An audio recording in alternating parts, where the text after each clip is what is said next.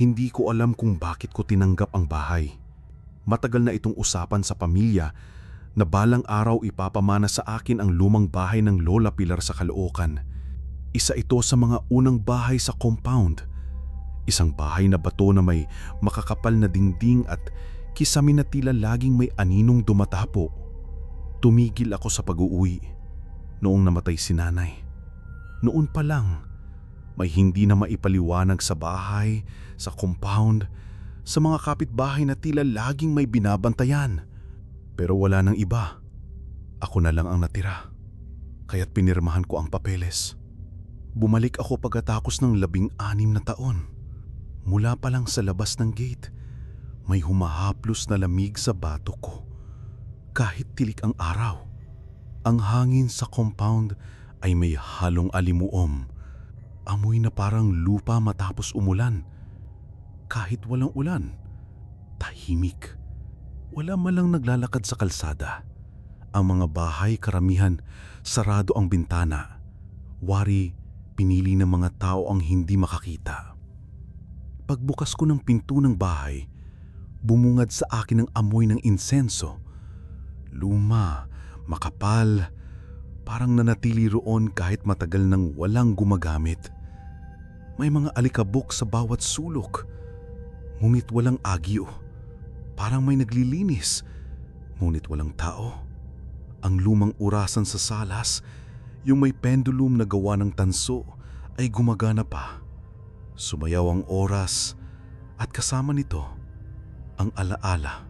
Nasa 2 palapag ang kwarto ni Lola.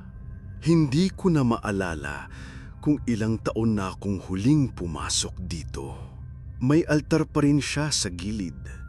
Luma, may mga tuyo ng bulaklak at litrato ng mga santo. Ngunit, may isa sa mga imahen na hindi ko matukoy. Hindi ito santo. Wala itong mukha. Isang figura lang ng nakatalukbong, parang nakayuko, parang nakikinig. At sa paanan nito, may mga butil ng asin. Napakagandang tanawin noon ng altar na ito sa mata ko bilang bata. Ngayon, para akong pinagmamasdan nito. Nagpalipas ako ng gabi sa bahay. Sa unang gabi, na naginip ako. May batang babae na nakaupo sa paanan ng altar. Nakaputing damit pero basang-basa. Hindi ko siya makilala. Tila laging nakayuko. Hindi siya umiimik. Ngunit sa panaginip ko, naririnig ko ang tawa niya. Hindi masaya, mapait. Parang pilit na inaalala ang pagiging masaya. Pagmulat ko, 3:00 ng madaling araw. Tahimik. Pagtingin ko sa altar, wala ang imaheng walang mukha. Kinabukasan, dumaan si Mang Celso, ang dating katiwala. Matanda na siya ngayon, nanginginig na ang kamay pero alerto pa rin ng mga mata. Hindi pa siya nagsasalita, nangingilid na agad ang luha sa kanyang mga mata. "Nakakabalik ka rin," mahina niyang sabi. "Bakit parang wala na yung iba rito?" Tahimik. Hindi siya tumugon agad. "Hindi ko alam kung tama bang bumalik ka, iho," aniya sa dulo. May sinasabi ang tono niya, ngulit hindi ang mga salita. Parang may kwento siyang iniiwasang ikwento. Gusto ko siyang pilitin pero may kaba na rin sa dibdib ko. Hindi dahil sa kanya, kundi sa tila paglapit ng isang aninong hindi ko maaninag. Bago siya umalis, iniabot niya sa akin ang maliit na garapon na may asin. "Para sa bintana," sabi niya. "Baka sakaling hindi ka pa huli." Hindi ko tinanong kung anong ibig niyang sabihin. Sa totoo lang, alam ko na ang sagot. Hindi pa man simula ang kwento, ramdam ko ng bahagi na ako nito. Parang matagal na akong kasama. Sa gabi, may kahulugan ang tahol ng aso. Matagal nang sinasabi ni Lola na ang tahimik na gabi ang mas dapat katakutan kaysa sa maingay. Kapag walang tumatahol, may kinikimkim ang lupa. Wika niya noon habang tinatanggal ang mga tuyong dahon sa altar. Sa pangalawang gabi ko sa lumang bahay, napansin ko ang katahimikan. Walang kuliglig, walang naglalakad sa labas, wala ring tahol. Parang inipit ang hangin, parang hinihintay ng gabi ang isang bagay o isang tao na bumalik. Habang naghuhugas ako ng pinggan sa kusina, napalingon ako sa bintanang may kurtinang kupas. May liwanag sa labas. Akala ko'y poste, pero gumagalaw ang anino. Pagbukas ko ng bintana, wala akong nakita. Pagbalik ko sa lababo, may bumagsak sa likod ko. Ang garapon ng asin na iniwan ni Mang Celso. Basag. Kumalat ang asin sa sahig na parang may hugis. Bilog. Noong bata pa ako, may sinabi si Lola, ang asin panangalang. Pero kapag nabasag at umikot, tinatanggap mo kung sino man yun. Hindi ko naintindihan dati pero ngayon, natutuyo ang lalamunan ko. Pangatlong gabi, mulat ako. Hindi ako makatulog. Biglang may tunog ng kuko sa kahoy. Gasgas, mahaba, mabagal. Mula sa ilalim ng bahay. Tulog ang mga aso sa compound, walang tumahol. Sumilip ako sa bintana. Sa kalsadang papasok sa compound, may nakatayo sa tapat ng poste. Mababa ang ulo. Mukha itong babae. Puting-puti ang suot. Pagkurap ko, wala na siya. Naramdaman ko ang bigat sa hangin. Parang may umuupong hindi ko nakikita. At sa kisame, may tunog na naman. Gumagapang. Paikot. Dahan-dahan. Pagbalik ko sa altar, nandoon ulit ang imaheng walang mukha. Pero may nabago. Nakatingin na siya sa akin. 3 araw na akong narito. Pero parang mas matagal na. Parang hindi umuusad ang oras. O baka ako lang ang naiwanan. Nagpunta ako sa karinderya sa dulo ng compound. Doon pa rin si Aling Nida. Nakasuot ng pareho pa ring duster na madalas kong makita noong bata pa ako. Nang makita niya ako, saglit siyang natigilan. Parang may naaalala siya pero ayaw sabihin. "Ikaw ba yung apo ni Pilar?" Tanong niya. Hindi ko alam kung totoo ang tanong o kung sinusubok niya lang kung aamin ako. Tumanggo ako. Ako na po ang nakatira ngayon. Tumahimik siya. Tumingin sa kawali na parang may biglang nawala sa gitna ng niluluto. Pagkaraan ng ilang segundo, marahan siyang nagsalita. May mga bagay na hindi dapat inalalahanin ng buo. Lalo na kung sinadya ng matatanda na hindi ikwento. Gusto kong tanungin kung anong tinutukoy niya, pero may pumasok na matandang babae sa karinderya at agad lumapit sa kanya. Tumigil si Aling Nida sa pagsasalita.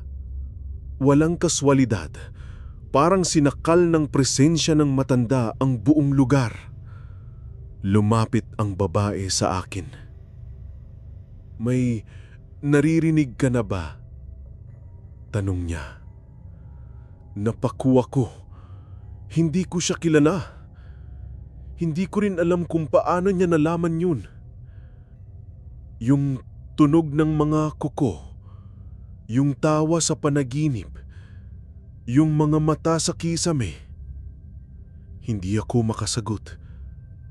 Kapag hindi mo kinilala ang saklot, hahanapin ka niya sa alaala. Tumalikod siya at lumabas ng karinderya na parang walang nangyayari. Naiwan akong hindi makakain. Pag-uwi ko, nadatnan kong bukas ang pinto ng bahay.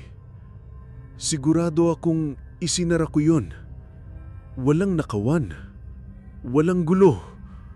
Pero may isang bagay ang nagbago. Ang orasan sa lasa. Tumigil sa oras. Eksaktong 3:00.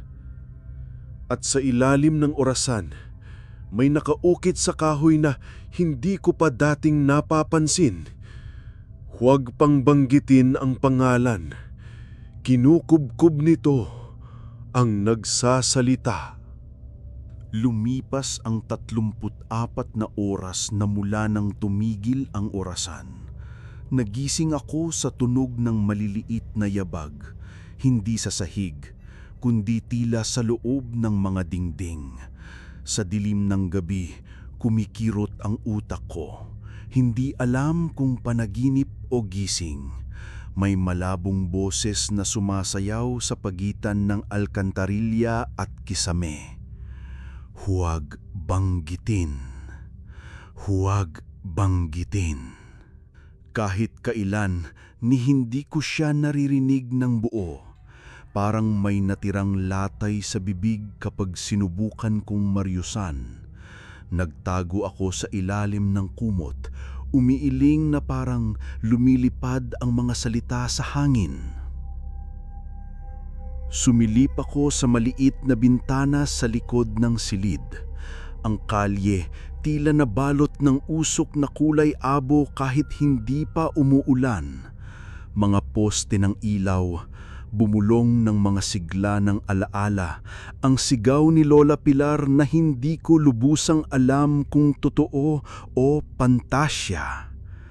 Pumunta ako sa sala, hawak ang lamparang dekandila, sinusunod ang alingawngaw. Doon ko sila nakita.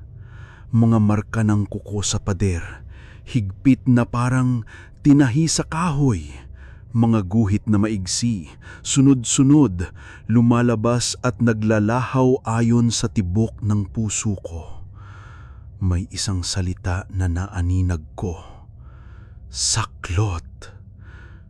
Sinubukan kong punasan gamit ang dulo ng tela, ngunit muling lumitaw. Para bang nagagalit sa akin kung tatangkaing tanggalin. Nahimatay ako sa liwanag ng kandila at nang magising, malamig na ang kwarto, wala nang marka. Sa pagbalik ko sa hagdan, may nahagkan akong malabong larawan sa dingding. Larawan ng lumaing compound. Ngunit may bagong imahin na naidagdag.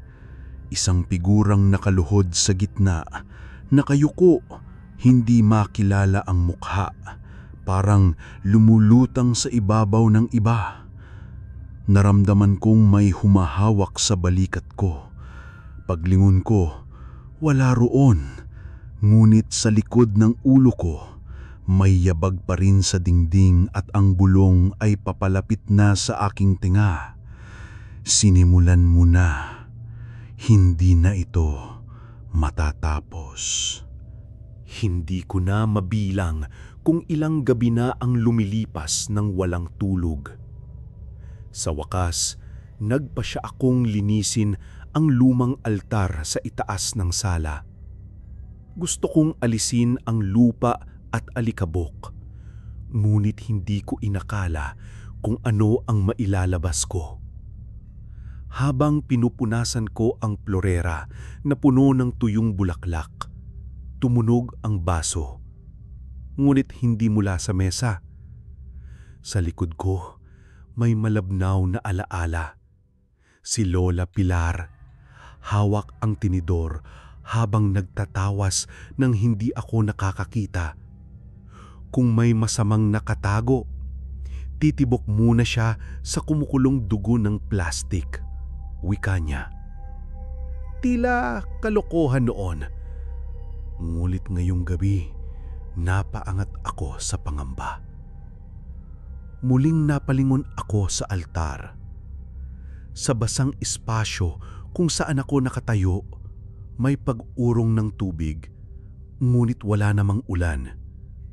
Sa bubong, may turog ng kulog na walang kulog. At sa salamin sa gilid ng altar, may isang anino na hindi ako. Suot ang lumang balintawak ni Lola. Nanginginig ang kamay habang may itinatanggal na mga hibla ng bulaklak. Paglapit ko, magbago ang mukha niya. Mukhang ako, ngungit ang mga mata, puti, walang pugad. Natigilan ako at muntik bumitaw sa salamin. Pagyuko ko, nakita kong nabasa ang sahig sa ilalim. Pula, kundi dugo ng aking sariling alaala. Matapos ang hiliw-hitik na gabing iyon, nagkaisip akong bumaba sa basement ng bahay, isang lugar na matagal nang nakalimutan. Walang hagdan, isang lagusan sa sahig, tinakpan ng lumang carpet. Nang itulak ko ito, bumuka ang isang maliit na pintuan. Dala ang lamparang de kandila, bumaba ako sa makitid na silid na puno ng alabok at mga sirang kahoy. Sa gitna, may bilog na sinadyang ukit sa sahig, hugis siklot, parang isang bitin na naglalapat sa sarili. Sa paligid, may buri-burihang kawit ng bakal na sumasabit sa kisame, tila nakahanda para sa isang ritual. Nang dumampi ang kandila sa dingding, sumayaw ang anino at sa bawat pintik ng tila natutunaw na usok, nabigyan ng buhay ang mga matang walang pupungay. Nakita ko ang pitakan ng lola ko, lumang retrato ng pamilya na aipit sa loob ng batong pang-ukit. Binuksan ko, may nakasulat ditong maliit, kulubot na papel. Kapag sinampalang hangin dito, wawakasan mo ang alaala. Nung basahin ko iyon, parang nalaglag sa akin ang lahat ng gabing walang tulog. Nagkatabi ang mga anino at muntik na akong sumigaw nang maramdaman kong may kamay na humawak sa leeg ko, marahang humihila paakyat. Sa sandaling iyon, bumitaw ako at tumakbo palabas ng silid, dala ang tandila. Habang umaakyat sa hagdan, naramdaman kong nag-igting ang hangin, parang may lumalakad sa sahig sa itaas. Sumabog ang kandila sa pader at nagkalat ang mantika, ngunit hindi ako namatay sa apoy. Nawala ang takot, pansamantala. Pagbalik ko sa sala, nakita kong bukas ang pintuan ng altar. Sa loob, nakahain ng isang maliit na bangkay ng ibon. Walang detalye ang ulo, parang pinunasan ng asin. Sa kabila ng tindi ng pangyayari, ang puso ko'y mapailing, hindi makapaniwala. Pagkatapos ng lahat ng nangyari, nagising ako isang umaga na tila may kulog sa kisame. Ngunit hindi ako naglakad sa ilalim ng bubong ng bahay ko. Naglakbay ang bahay mismo para sa akin. Sa unang tingin, tama pa rin ang layout. Sala, kusina, hagdan patungo sa altar. Ngunit nang lumakad ako, nag-iba ang distansya. Ang hakbang ko sa sala, tala ng orasan ay naging mahabang paglalakad patimog at pabalik ng sobra. Parang sinubukang palabasin ako sa compound sa hindi ko inaasahang direksyon. Tumigil ako sa ilalim ng lumang poste, malapad na poste de luz sa looban. Wala nang ilang oras nang nakapatay ang ilaw, pero ngayon, kumikislap ito ng parang nagbabadya. Nang hawiin ko ang tingin ko sa kisame, may dumampi sa batok ko. Tila malamig at bato, ngunit walang hangin. Mabilis akong lumingi. Walang pader doon. Para bang nahati ang dingding at may nakasilid na pasilyo na hindi ko pa nakikita. Naglakad ako papunta sa pasilyong iyon. Dala ang maliit na kandila. Ang bawat pader, basang-basa ng alimuom, may nakasulat na mga malabo. Mga salita ni Lola Pilar na noon ko lang nakuha ang kahulugan. Kapag ginulo mo ang hugis ng bahay, hahataw ang saklot sa puso. May halakhak na tumama sa magkabilang dulo ng pasilyo. Walang tao ang nakita. Nagpatuloy ako at sa huling kanto may nakatalikod na figurang puting-puti. Tahimik, nakayuko. Nang kumunot ako, itinaas niya ang kamay at inampas ang hangin, parang kumatok. Nagulat ako nang makabigla ang kupas na pinto sa tapat ng altar na matagal nang nakasarado. Biglang bumukas, waring may nasa kabilang mundo. Sumilip ako, isang malawak na taniman ng bulaklak. Basang-basa sa hamog, naririnig ang kulikrig na di umaabot sa compound. Ngunit ang taniman, malinaw ang sentro. Ang figurang walang muka, nakatayo sa gitna ng pulang lupa. Hindi ko alam kung paano ako napunta rito, ngunit nang hakbang ako sa loob, bumigay ang lupa sa ilalim ko. Wala akong nahagkan kundi malamig na anino na dumampi sa binti ko. Bumangon ako.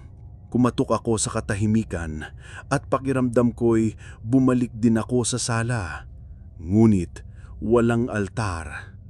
Sa halip, sa gitna ng silid, nakasabit ang mga sirang kahoy ng sunulid na parang lambat. Hinihintay akong mabilanggo. Pagmulat ko ng mga mata, nakaupo ako sa tabi ng basang lupa na puno ng pulang hibla. Hindi lupa, kundi lamog ng alaala kong dumugo sa altar. Nang tumayo ako, marahang kumikirot ang buto ng balakang ko at para bang may dumampi sa balat ko mula sa loob. May bulong sa hangin, sa puso mo'y nakabaon. Gunita ng tinig ni Lola Pilar nang una niyang sabihin ang pangalan, Saklot. Hindi ko inakala na magbabalik iyon ng literal kahit anong ibig sabihin noon. Dahan-dahan akong dumampi sa pader ng kwarto, mabasa, malamig at nanginginig pa rin. Sa bawat haplos, bumabalik ang dati kong buhay. Ang pagtawa ni ina sa kusina, ang awit ng kuliglig sa gabi, ang manakwentong pinagkwekwentuhan sa kubo sa likod bahay. Ngunit habang tumatagal ang haplos ng dingding, ang mga guni-guni natutunaw, sila ay nagiging alabok sa isip ko. Lumuhod ako sa gitna ng silid kung saan nakita ko ang sarili kong anino sa sahig, malinaw, kumikilos ng hiwalay sa akin. Mabilis siyang lumuhod, nagyuko at nagtatapat. Hindi ka na dapat bumalik, bulong ng anino sa bigkas na walang dila. Dito ka nakalaan. Sumakit ang dibdib ko, parang may suklay na dumampi sa tapat ng baba. Nang lumingon ako, nasa kisami ang imaheng walang mukha, nakababa ang ulo at ngayon ay kumikislap ang mata sa dilim, puti, walang liwanag. Nang magkunot ang noo ko, may dumapos sa braso ko, marahan, malamig at parang isang suklay na humihila sa balat ko. Napatigil ang paghinga ko nang mabatid kong may nakasulat sa balat ko gamit ang latay ng asin at pulang alikabok. Ikaw ay kanya na. Nagulat akong gumapang ang laway sa gilagid ko. Tila tinangay ang katawan ko sa isang malakas na puwersa. Kinapos ako sa pangil ng katahimikan at sa isang iglap napadapa ako sa lupa't sumandal sa dingding. Hindi ko alam kung gaano katagal akong nagpanatag doon. Nang tumayo ako, hindi na ako mag-isa. Kasamang nakaalalay sa akin ang anino. Sa labas ng pintuan may tahol na aso, nagbulong ng babala at pag-ubos. Nakita ko ang pintuang pumutok at magbukas, nag-iwan ng bakanteng espasyo patungo sa kalsada. Dito ko siya sinalubong. Isang figurang nakasuot ng lumang kasuotan ni Lola Pilar, suot ang balintawak at may hati sa dibdib. Sa dulo ng baluktot ng ngiti, winika, "Tinawag mo ako at dumating ako." Hindi ko na matandaan kung kailan ako huling huminga ng malalim. Ang compound, ang bahay, naging isang labirinto ng guni-guni at takot. Bawat sulok ay may nakatagong pangako ng sakit. Bawat anino'y may kaluluwa ng multot aswang na minanako. Lumulutang ako sa pagitan ng mga pader. Hindi ko alam kung nawala na ako o kami. Ang saklot sa anyo ng anino at apoy ay sumusunod sa bawat hakbang ko. Naramdaman ko ang mga mata nito sa likod ng ulo ko, pumipintig gaya ng pulang pulso sa balat ko. Sa kusina, nakita ko ang sarili ko, nakaupo sa lamesa, nangingisi, hawak ang kutsarang puno ng asin at dugo ng alaala. Pumikit ako at nang bumuklat ang mata, nakita kong nakatayo sa tabi ko ang matandang si Mang Celso. Nangingilid ang luha. "Hindi ka na makakawala," sabi niya. "Ang saklot ay tinanggal sa lupa't ibon, ngayon ay hinahakbang sa laman mo." Napaikot ang ulo ko. Para bang gumalaw ang dingding. Ang pinto sa altar ay lumilitaw sa sala at sa paglapit ko ay bumukas ito ng hilaw na iyak. Tila pintuan sa huling pahina ng alamat na hindi ko dapat binuksan. Pumunta ako sa altar. Nakita ko ang sarili kong retrato. Nilublob sa dagat ng asin. Natutunaw. Unti-unting nawawala ang mga mata sa retrato. Nang subukan kong takpan ang mata ko sa retrato ay hinampasan ako ng taming kamay na natira. Malamig, bato ng anino. Pumwesto ako sa gitna ng altar. Naramdaman ko ang mga talampakan ko na tila nakabaon sa basang lupa. At sa huling litratong malinaw, nakita ko ang mukha ko. Iba. May butas sa noo, parang pinaglagyan ng susi. Nang muling magmulat ng mata, hindi ko na nalaman kung gising pa ako o patay na. Ang compound, ang bahay na bato, tila nawala na sa mapa ng mundo. Ang natitira sa akin ay isang mahina, nanginginig na anino na naglalakad sa pagitan ng dilim at alaala. Hindi ko na mawari kung ito'y pakiramdam lang o isang huling biyaya bago tuluyang ako'y masakal. Lumapit ako sa harap ng altar. Ako na ngayon ang tagapag-alaga, ang mitya ng apoy ng salamin at asin. Ang nag-iisang saksi sa isang alamat na lumalagpas sa hangganan ng katawan at isipan. Wala nang larawan ni Lola Pilar, ni ng santo, wala nang buto ng ibon o talinghaga sa dingding. Pati ang garapon ng asin ay nauwi sa alikabok na kumikislap kapag may sinag ng buwan.